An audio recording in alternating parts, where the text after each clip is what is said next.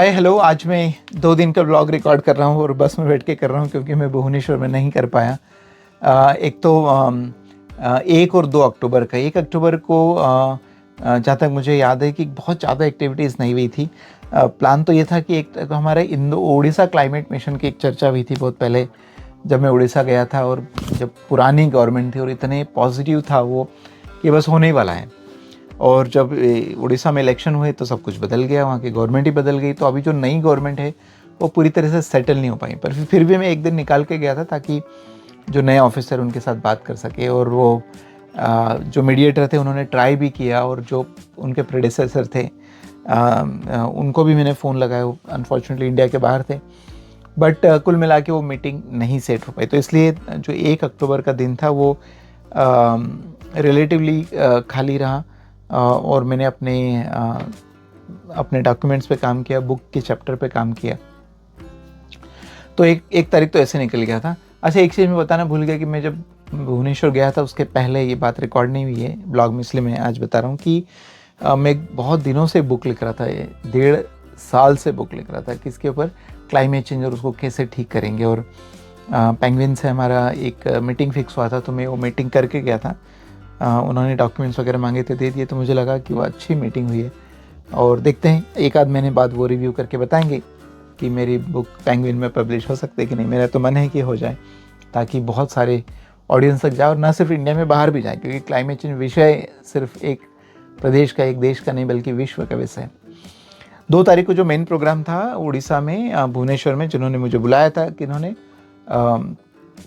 संवाद ने। By the way 1 तारीख को उन्होंने मुझे स्टूडियो में बुलाया, तो इस स्टूडियो में उनका कनक न्यूज़ के लिए मेरा एक इंटरव्यू रिकॉर्ड हुआ। तो मैं मात्र एक यही प्रोग्राम था जो 1 तारीख को आउटसाइड मेरे पर्सनल काम के रहा था, एंड स्टूडियो उन्होंने पूरा बुलाया, घुमाया, देखा। और फिर 2 तारीख को उनका मेन प्रोग्राम था, वो था अर्थ अगेन करके उनका एक कंसेप्ट है, and I really liked it. ये जो संवाद न्यूज़पेपर है, विच इज़ एक्चुअली उड़िया का सबसे बड़ा सर्कुलेट होने वाला न्यूज़पेपर है, और ये जो मीडिया हाउस है सबसे बड़ा हाउस है। एंड बट अमेजिंग पार्ट ये था कि मुझे बाद में चला कि उन्होंने क्लाइमेट चौपाल चालू किया है। मतलब हर कॉन्स्टिट्यूएंसी में ये नेता और आम आदमी के साथ क्लाइमेट चौपाल करते हैं। इनके पेज में हर दिन एक पूरा पेज क्लाइमेट को डेडिकेट किया जाता है। And they said, I was surprise, 150 ऐसे उनके जर्नलिस्ट हैं जो एनवायरनमेंट को कवर करते हैं। इतने मैंने देखा, इतने न्यूज़पेपर देखे, मुझे नहीं लगता है कि कोई भी मीडिया हाउस इतना ज़बरदस्त काम करता है, इतना डेडिकेशन के साथ। और मेरे ख्याल से उनके जो फाउंडर थे, mister if I am correct, Mahapatra, और उनकी जो बेटी थी Tanaya, very young person but very enthusiastic and energetic, dedicated for the newspaper. तो उनके कारण ऐसा हुआ। अगले दिन जो मेरा सुबह इनाग्रेशन में था, उसमें मेरे साथ जो गेस्ट थे वो वहाँ की जो राज्यसभा जो असेंबली थी, उड़ीसा की असेंबली, उसके जो स्पीकर थी वो मैडम थी। एंड मैंने अपना पूरा समय लिया। काफ़ी मतलब मीडिया था, क्राउड था, वो आए थे। मेरे बाद में भूपेंद्र यादव का अगला सेशन था, इंडियन मेट्रोलॉजिकल डिपार्टमेंट के मेरे ख्याल से एमडी रहे थे। काफ़ी बड़े लोग उन्होंने बुलाए थे। तो मेरी जब बारी आती तो वही होता है जो हर बार होता है। मैंने कहा कि मैं एक क्लास लूँगा, आप सब मेरे स्टूडेंट हैं, और मैंने उन सब से कहलवाया। तो it was again I opening होता है, गेम चेंजर होता है, और काफ़ी सारे लोगों ने अप्रिशिएट किया। उसके बाद में भूपेंद्र यादव जी आए, मैं चाह रहा था उनसे मुलाकात हो। वो हमेशा जो बात करते हैं कि इंडिया ने तो अपना टारगेट अचीव कर लिया है, that is correct also technically, परंतु कार्बन इमिशन हर साल बढ़ते जा रहे हैं। तो वो आए, निकल गए, चर्चा नहीं हुई। तो वो हुआ, और दोपहर तक मैं वहाँ पर था।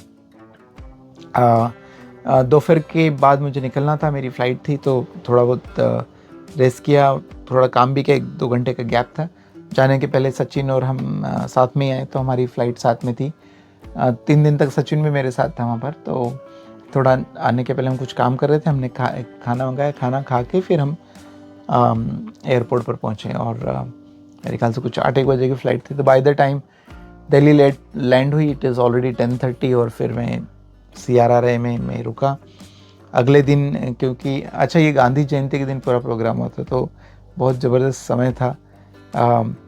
तो CRRA में रुका, और रात को लेट हो गए थे।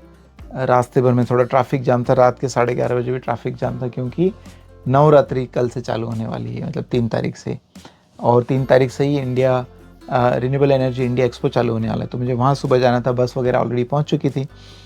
बट एनीवे काफ़ी टायरिंग था, मैं प्रयास किया कि जल्दी सो जाऊं पर नहीं सो पाया। तो ये जो उड़ीसा का जो 3 दिन का ट्रिप था, एक काम को छोड़ के, जो गवर्नमेंट के साथ उड़ीसा क्लाइमेट मिशन को छोड़ के, बाकी बहुत बेहतरीन हुआ। हमारा MOU साइन होने वाला है ये संवाद के साथ में, ताकि मैं जो आर्टिकल लिखता हूँ दैनिक भास्कर के साथ में, उनके लिए भी लिखा करूँ, वो भी उसको स्पेस देंगे और पब्लिश करेंगे। So wonderful trip to Orissa, Bhubaneswar, chapter launch के साथ ही सारे काम है। तो दैट्स इट, है ना, बड़ा इंटरेस्टिंग काम है।